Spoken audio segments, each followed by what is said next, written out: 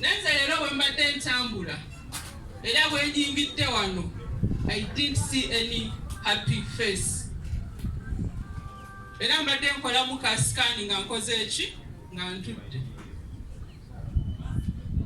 Because we don't have any reason whatsoever to be happy.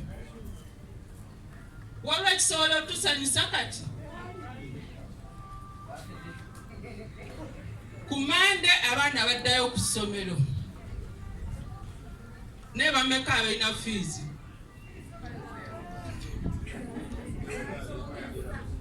Fees bakola ki? Omanyi Museveni bwe yali eggulu bamuyimbira akayimba ne bagamba Dear Museveni, we are happy to receive you in Gulu. Naye nga bakola ki? Ne bagamba tuli happy okukulaba naye batutta naye tetulina na mmere. Si kyekyo? So for me, when I look around and everyone has talked about the deep-seated crisis that we have in this country, we do not have any reason whatsoever to be happy. Sometimes we smile with our faces, but our hearts are bleeding. Is that not true? There was also a report, surprisingly, it was released by the IGG. And the most corrupt institution, do you know the most corrupt institution that was listed? Police. It was Uganda Police.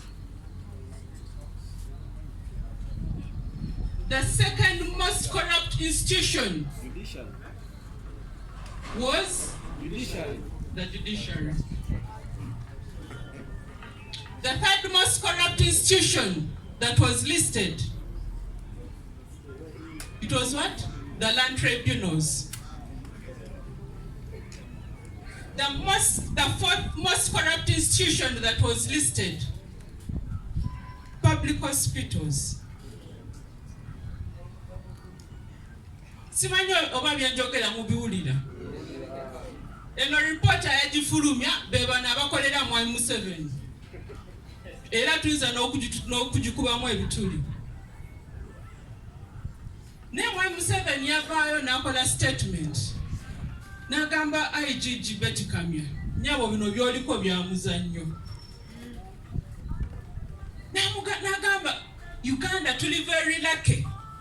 Mbuno abali mu kubba eggwanga sente bazibba ne bazimba mu 5-star hotels, ne hotels mbuzikoze eki mbuziri mu ggwanga. Namwane warning n'amugamba Betty Kamya, bw'onaalemerako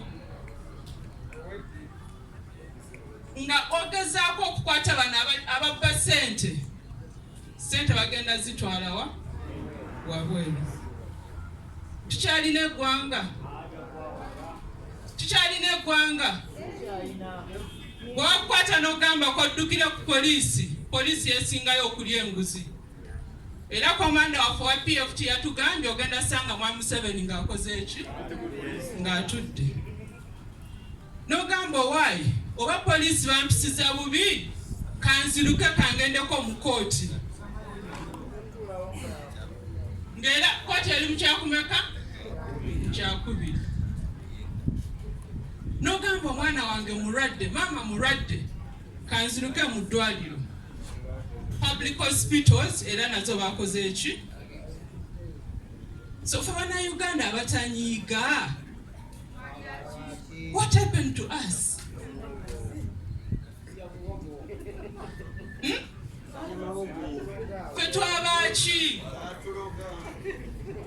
You know, we have so many of our colleagues that are in detention.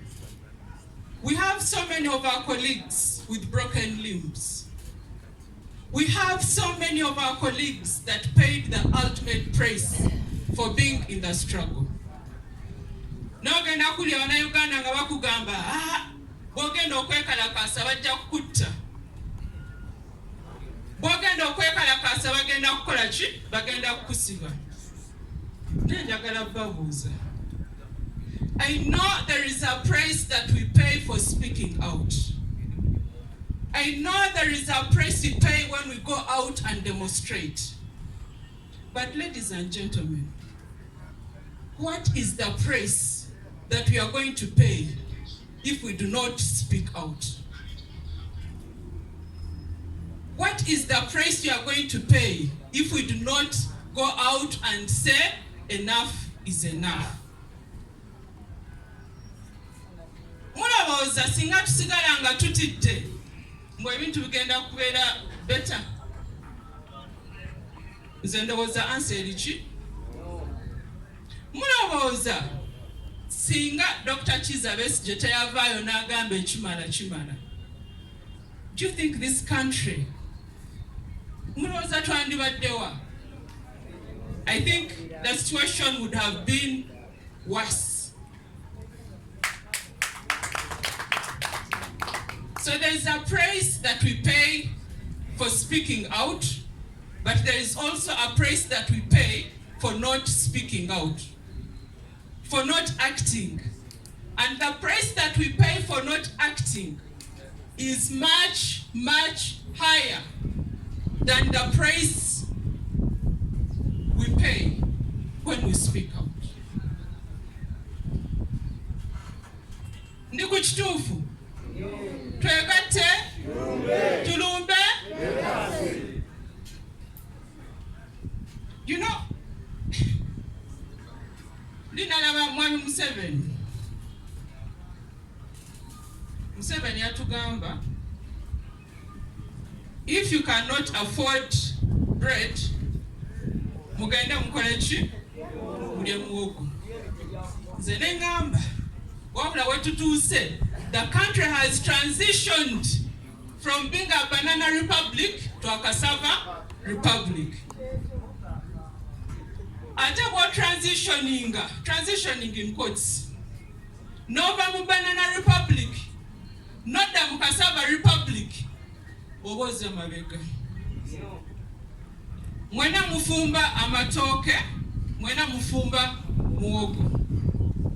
Okumanya muwogo temugisaamu kitiibwa, mugifumbira waggulu waki? W'amatooke. Bwemala amatooke bwe gajja, muwogo mumugyawo ne mukola ki? Mumugyawo bwe mutyo ne muteeka ku side.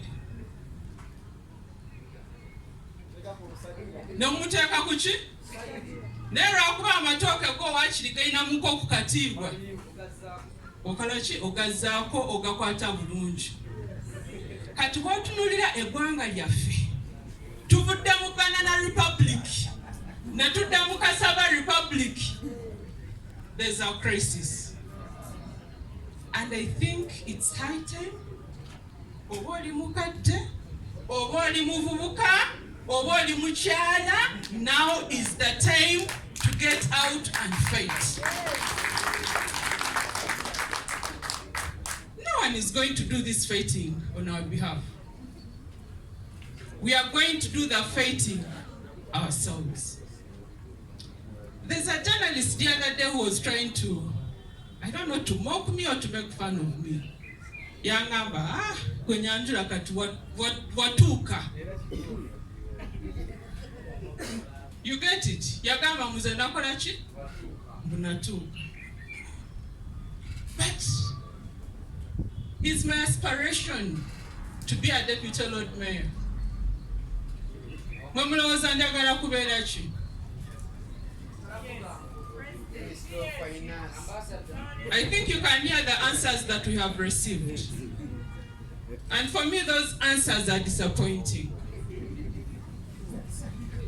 Ladies and gentlemen, I do not aspire to be the Deputy Lord Mayor.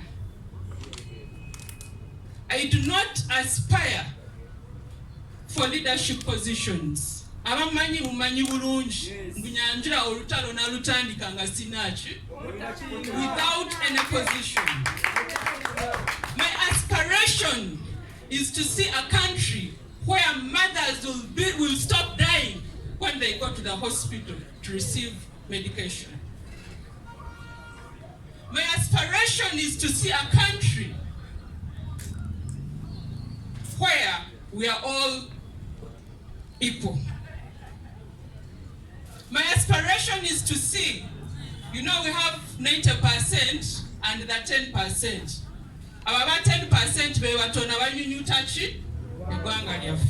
So my aspiration is to see na 90% that is my aspiration. Naye singa nali njagala before abagala before mwakola ki mwabala for struggle bakola ki bakivawo era kati bafuuka ba ministers bafuuka ba speaker bafuuka ba IGG nefe abagala struggle era tukyali. It's true my circumstances might have improved a bit, but the circumstances of millions of other Ugandans have not improved one bit. The situation is only getting worse. And ladies and gentlemen, here I am to say that enough is enough. Twegate, tulumbe, twegate. Kati waliwo debate ya inflation, increase in the hike of prices. Naye bw'oyogerako abawagira na kyemalira, they are so fast okujjukiza mbu inflation ekoze eki in the whole world. But I want you to do, onayogedde ku Ukraine, but I want you to go back. Amafuta gatandika ddi okulinnya before the crisis in Ukraine took place. Ne batugamba bannange ekireese obuzibu, the border is closed. Mubijjukira? Twala abavuga ebimotoka nga basamba kapiira. We are told that is the reason why there was an increase in fuel prices. But I want you to make a comparison. Those countries that they are comparing us with, when their citizens do not have jobs, they give them money. Abatasobola okusasula housing or accommodation, their governments zikola ki? Zibawa accommodation. There are many Ugandans that have moved from here to go and get those free benefits. Ogenda kwesanga mbubo bebalwala, they go in the hospitals and receive treatment. So can you make osobola okugamba mbu nawe kati oyagala kwekomparinga ne bali? Because in Uganda everything is paid for. Abatalina mirimu, is there anyone going to give you the unemployment benefits? When you go in the hospital, are you going to find medication? I've already told you public hospitals are ranked among the most corrupt institutions that we have in this country. But again, Uganda is a third world country. Batugamba, we are going to be a middle income country in 2020. Meanwhile, Kenya, that we want to compare ourselves to, is in the middle income status. It has been there since 2015. Even Tanzania has graduated. It graduated in 2020. You get it? Katum East Africa, tulinga abakoze eki, fabasigadde. So we cannot comfortably sit here and pretend that all is well. All is not well. And it's up to us to take action. I want to quote some of the statements that have been made by the so-called, I call them misrulers, they are not leaders. Museveni told us if we cannot afford bread, we go and eat cassava. The Prime Minister told us if you cannot afford soap, use what? Pawpaw leaves. Pawpaw leaves bazitani muganda. Aha, yatugamba tugenda tukozesa eki? Ebikola bya mapaapaali. Minister of Education, naye Naye muli bazadde ki okupakingira abaana emmere mu ndagala? You get it? The Minister of Education, who also doubles as the First Lady, said, what sort of parents are you that you can pack food for your children in banana leaves? And she advised the parents to go and buy food flasks. You people, do you have a country? Do you see the crisis? Do you feel the crisis that I am feeling? I'm the only lady who has talked, by the way. So I need to do. Then there was a demonstration in Makerere University. Waliwo abeekalakaasa naye waliwo abantu abalowooza mbu osobola okuyingira enteesaganya ne dictator.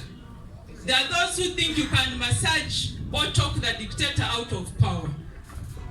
But there are those of us like me who believe the dictator can only be pushed out of power. So for us, we did not go to negotiate, and we did not encourage the students to go and negotiate with the Minister of Education, who is Janet Museveni. Bwe batuuka eri ne bamukaabirira n'amugamba waliwo abamuyita maama, waliwo ayabuuza naye abamuyita ono maama mwe temwina bamaama bammwe. Kati ne batuuka eri amugamba maama nga ka school fees kagaanye,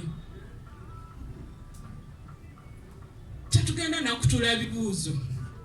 Kati maama waabwe Janet Kata Museveni yabaddamu n'abagamba, if you cannot afford to pay tuition in Makerere University, try UCU. Mukiwulidde? Era yakola ki? Yakyogera. So can we also sit here naffe netugamba mbu tulina abakulembeze? Can we also sit here and we expect miracles to happen? So ladies and gentlemen,